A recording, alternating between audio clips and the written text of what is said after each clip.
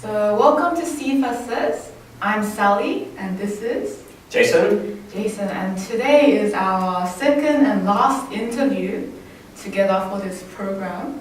And it's actually Jason's last day at work today here at SIFA. No. So I'll be asking him a few questions for this interview. Sounds good.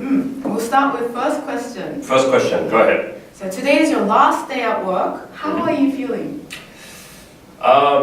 Cold. Cold. Yeah. It's very cold today, right? Yeah, more specifically, it's a little sad, because I've been here for 2 years now and got to know so many people that I won't see again for a while. Some of them never again. So it is sad, but at the same time, I felt that I've kind of achieved the goal of living in Japan, and I want to move on to the next one. So it's kind of a mixture. Mixed feelings. Yeah.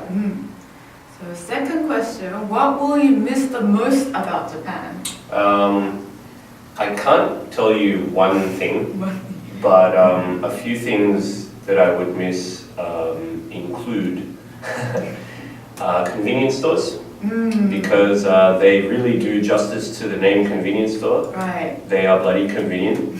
What else? I'm gonna miss onigiri. Right. I'm gonna miss kurazushi. I'm gonna miss. What else am I gonna miss? I'm gonna miss Japanese trains that are on time and have heated seats and air conditioned.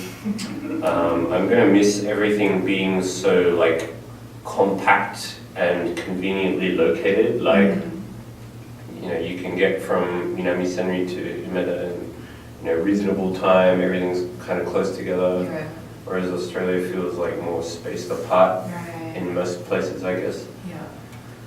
What else am I going to miss? I'm going to miss being able to speak Japanese. Of course, I could speak Japanese in Australia, but nobody would understand me, so that's kind of defeating the purpose. What else am I going to miss? I'm going to miss cheap alcohol. Cheap alcohol. Yeah, because Australian alcohol is very expensive, so I'm going to miss the cheap Japanese alcohol. Yeah. I'm going to miss vending machines. This is quite a list. Yeah. But, you asked the question, so and cheap sushi, cheap and delicious sushi, and I'm going to miss ramen. Ramen. Maybe I'm going to miss ramen a lot. Yeah. Yeah. Ramen was your favorite food here in Japan? It would be a close tie between ramen and sushi. I love both. Right. Yeah. What are some shops you recommend? For sushi or? Both sushi and ramen. Sushi and ramen. Okay.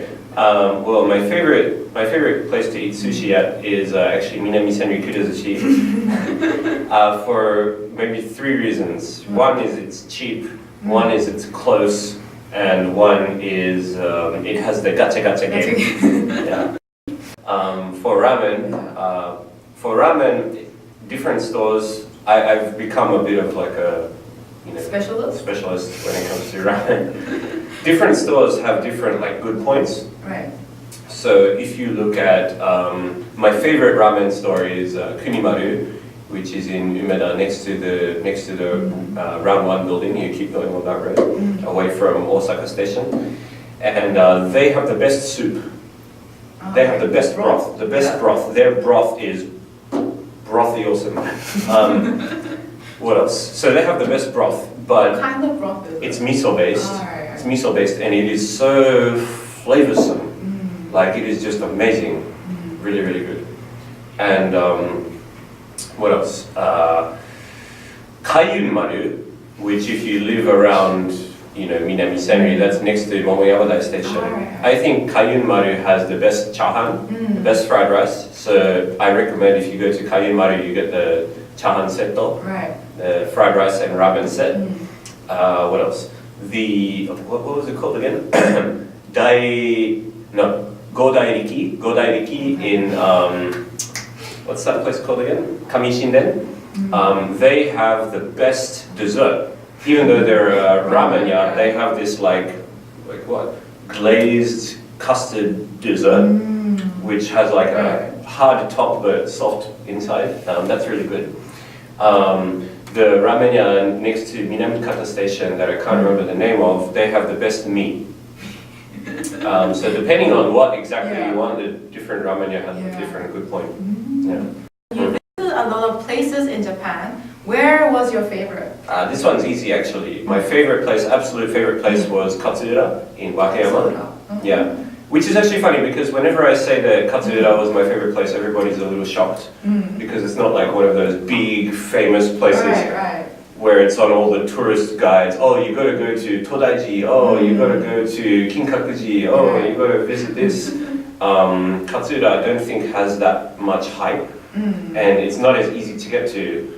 You know, because it's not like in Wakayama City, you have to go past Wakayama City and it takes quite a while to get there. And because of that, there's not so many people. But once you get there and once you climb up the, I don't know if it's a mountain. It's kind of like a mountain. Right.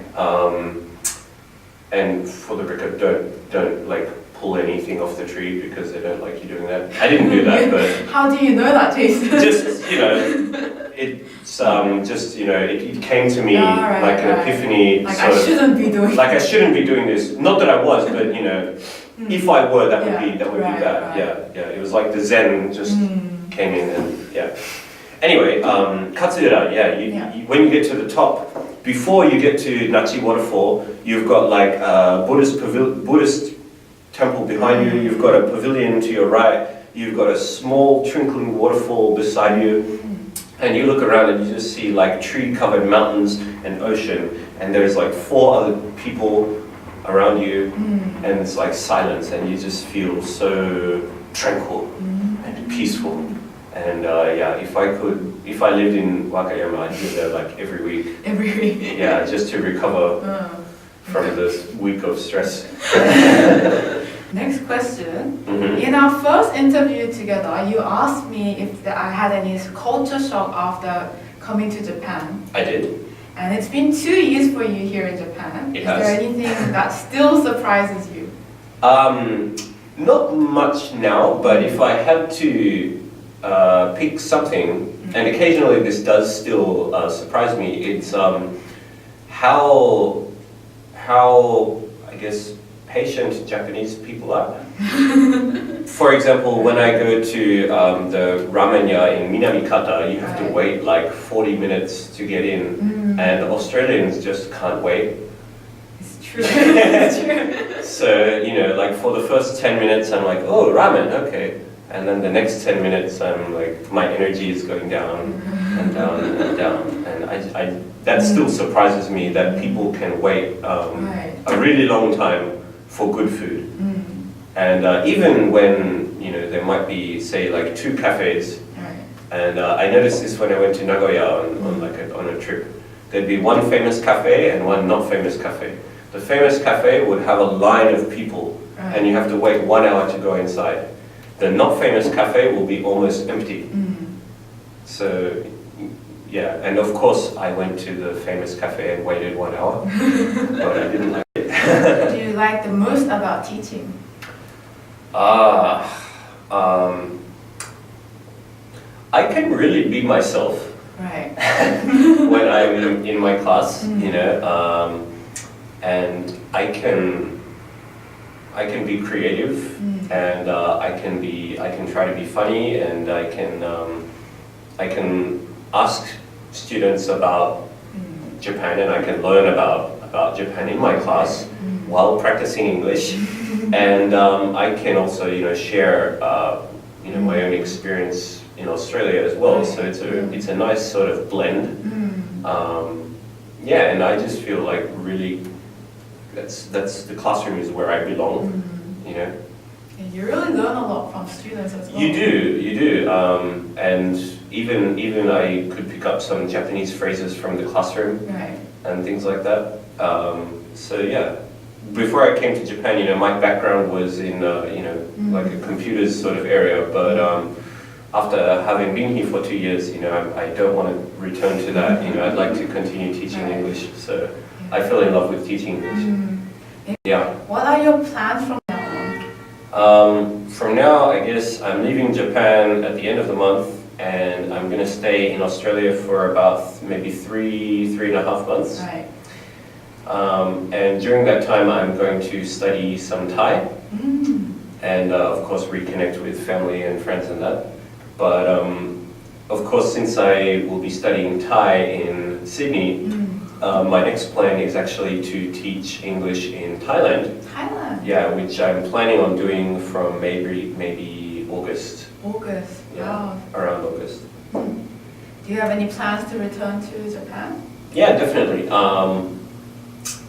Depending on my budget, I might be back next year or the year after next year.